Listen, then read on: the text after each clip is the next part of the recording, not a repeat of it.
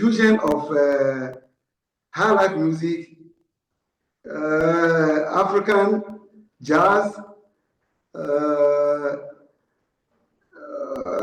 Afro pop, everything African, you know, because I'm from the western part of Ghana.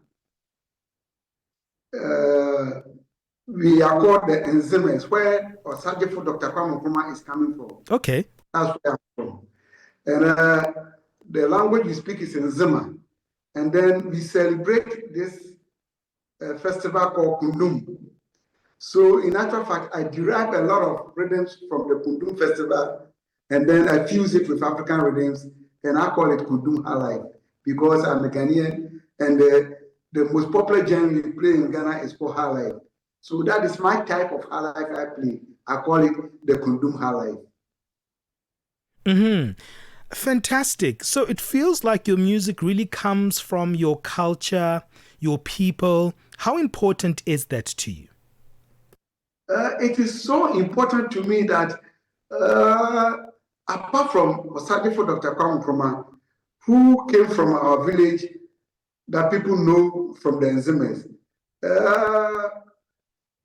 a lot of people doesn't know much about the Nzima tribe. So it is important to me that I project this tribe and then the kind of rhythm we have. And that's how important it is to me. You know, a lot of people listen to your music, particularly your relationship with the guitar, and it leaves a lot, you know, really in awe of your work. Obviously, how it resonates with the culture of, you know, what you're trying to bring to the people, but also just how incredibly musical it is. Tell me about your relationship with the instrument and how you've embodied it throughout your career and the music that you do. You know, I would say when I was a little boy, there is this man called Sapuhini Jenny, also an Nzima musician, who came to play at our village, and I saw this man, and he inspired me so much. I saw him and said, wow, I wanted to be like him.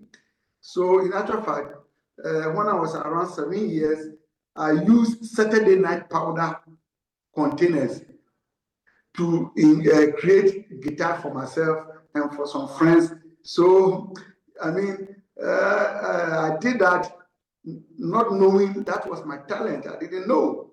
But I did it because I saw the man playing the guitar, and the only thing that I had available was the Saturday night powder containers. So I used it to invent a guitar for myself, and then I played it. But when I grew up and I finished school, I mean, music, you know, is like a calling.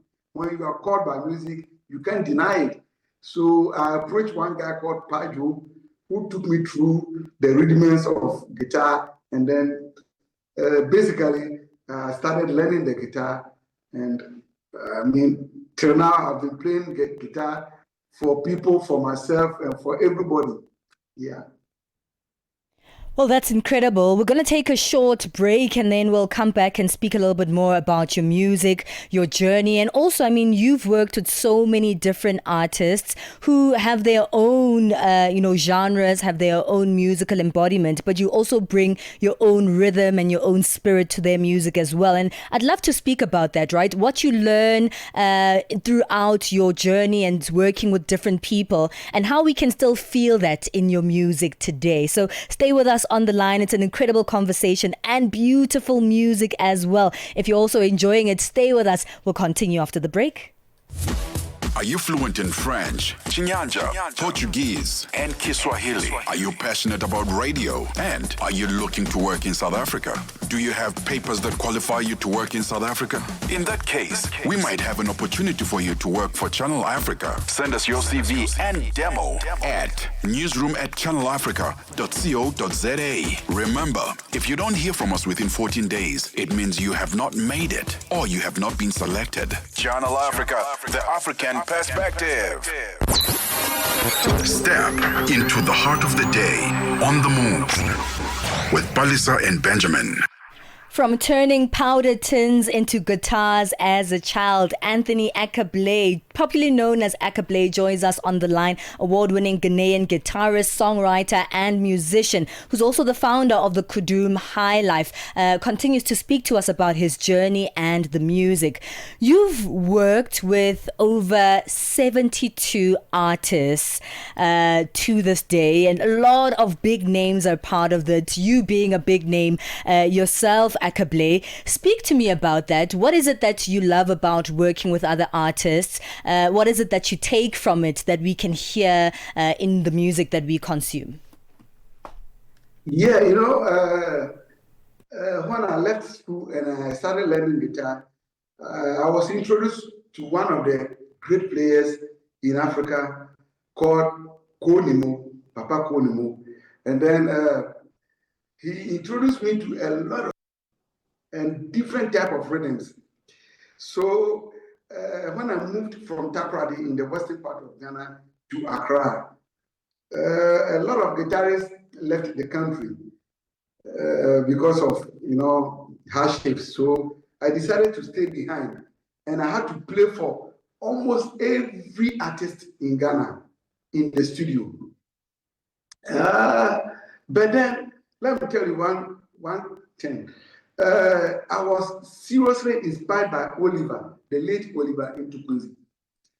So secretly, I was learning the way he was playing. That gave me a lot of ideas of how to play on different rhythms in Africa. So it gave me the opportunity to play with great players like Tregmatic, like Orlando Julius, the late Orlando Julius, a lot of them, and then also did studio sessions for a lot of artists in Ghana here. In actual fact, I came to South Africa during the World Cup 2010 or so, and then I also went to Mabani in Swaziland in 2019 thereabout, and I met Oliver, and it was a surprise to me. Wonderful. Yeah. How was that experience of meeting Oliver? It was, I came to Mabani with Rexoma. I was then playing for Rexoma. So this lady, I told him, there's this man I wanted to meet. And I told him, it's Oliver Tukuzi. He said, wow, you know him? I said, no, I haven't met him before, but I would love to meet him one day. So that was a Friday, and the Saturday, he came with Oliver. I didn't recognize him. And then she told me, this is Oliver Tukuzi. I said, wow! My dream has. I love that. The wow. Yes. Yeah. My dream. Okay. And it was a great experience. The man was down to earth. He was talking to me with the hands behind him. Oh, nice. Said, wow. Each man like this talking to me, and he has putting the hands behind him as if he's a little boy. Mm-hmm. I mean, so I was with that experience, it gave me what an artist should behave and look like. And I transferred all those experiences onto the guitar. Yes. And then did a lot of sessions for musicians here in Ghana, across Africa, across Europe. I have done a lot for musicians. There is a musician in Denmark called Gert Vincent. I've done a session with. I've done a session with Lars Lihot Band. I've done a session with Peter Crusade in also Copenhagen. A lot. Mm-hmm. Yeah. Now let's see if we can experiment a little bit with you. I hear that you have your guitar right there in front of you. I don't know how it's going to sound because we're going through a live stream, but maybe you can play us a note or two so we can hear some of the magic that is in your hands and your instrument. Can you hear me now? I can hear you. I was just saying, can you hear me?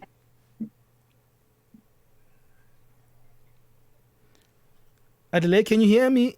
Okay, let's go back to some of the music and then we'll come back and see if we can have a little bit of a treat from our artist today. We hang out with Akablay, who is a wonderful artist from Ghana. Anthony Akablay. Akablay. Okay, I'm still learning. Let's hear some of the music and just enjoy it a little bit more.